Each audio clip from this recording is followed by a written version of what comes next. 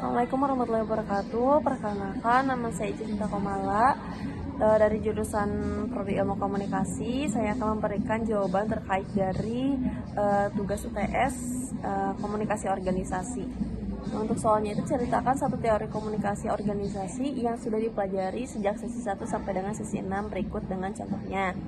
Untuk teori ini saya akan mengambil dari teori Laswell. Nah, untuk teori Laswell ini adalah proses penyampaian pesan oleh komunikator kepada komunikan yang menggunakan media dan mendapatkan efek tertentu seperti itu. Atau dalam bahasa Inggrisnya mungkin the structure and function of communication in society atau attempt.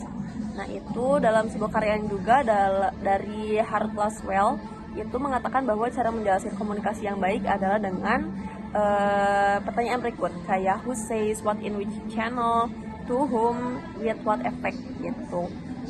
Atau yang bisa dibilang bahasa Indonesianya itu siapa yang menyampaikannya, terus apa yang disampaikannya, terus melalui media apa, terus menimbulkan efek apa gitu, atau pengaruh apa daripada si komunikannya.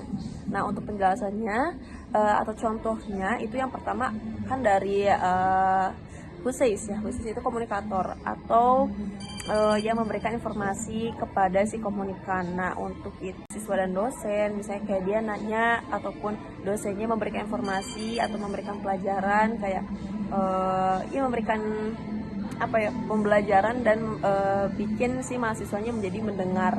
Itu adalah sebuah interaksi antara dua arah sebenarnya kalau kayak gitu. Satu arah kalau untuk kayak gitu, cuma kan dari si khusus atau sumbernya dia memberikan informasi yang bisa didengarkan oleh si komunikan.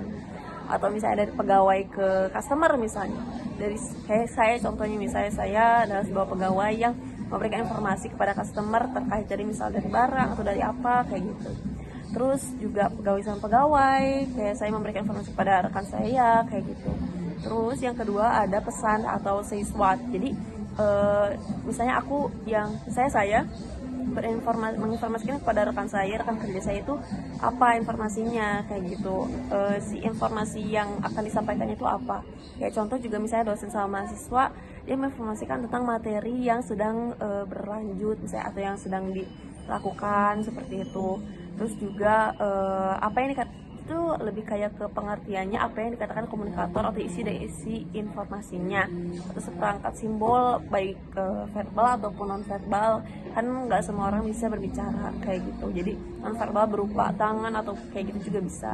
Terus juga yang ketiga itu saluran atau which channel atau kayak media atau wahana atau alat apa yang dipakai untuk berkomunikasi dari si komunikator kepada si komunikan kayak gitu. Penyampaian pesannya itu baik secara tatap muka atau misalnya dari handphone kayak gini atau misalnya video call or something like online kayak gitu ataupun ke media cetak apa. Nah, itu juga bisa termasuk ke dalam si komunikasi seperti itu. Sama penerima atau to whom, orang itu bisa dibilang kayak orang atau kelompok atau organisasi suatu negara yang menarik informasi kayak misalnya ya dosen sama mahasiswa yang yang memberikan informasinya si dosen, yang penerima informasinya itu si mahasiswanya kayak gitu.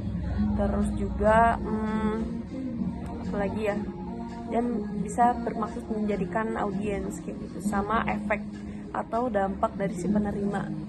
Kayak dampaknya apa setelah misalnya mahasiswa atau dosen berkomunikasi ataupun si dosen memberikan informasi kepada si mahasiswa, itu akan menimbulkan efek apa. Contohnya misalnya kayak mahasiswa jadi tahu ilmunya, jadi tahu materi yang disampaikan oleh si dosen kayak gitu. Sama buat contoh kasus itu yang kedua, ceritakan satu kasus masalah dari organisasi atau perusahaan dan memberikan analisis dalam tentang apa yang seharusnya dilakukan organisasi.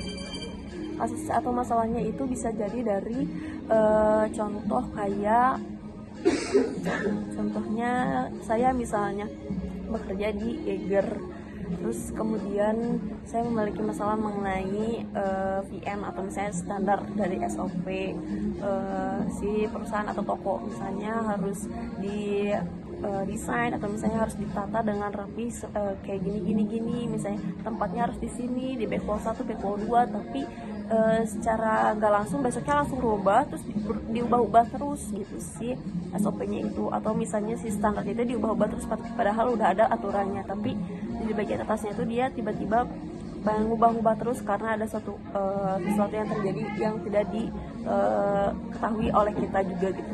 Harusnya itu bisa dikonfirmasikan terlebih dahulu, atau misalnya bisa di meetingin dulu antara atasan dengan atasan atau manajemen, biar si yang bawahan itu gak pusing gitu, harus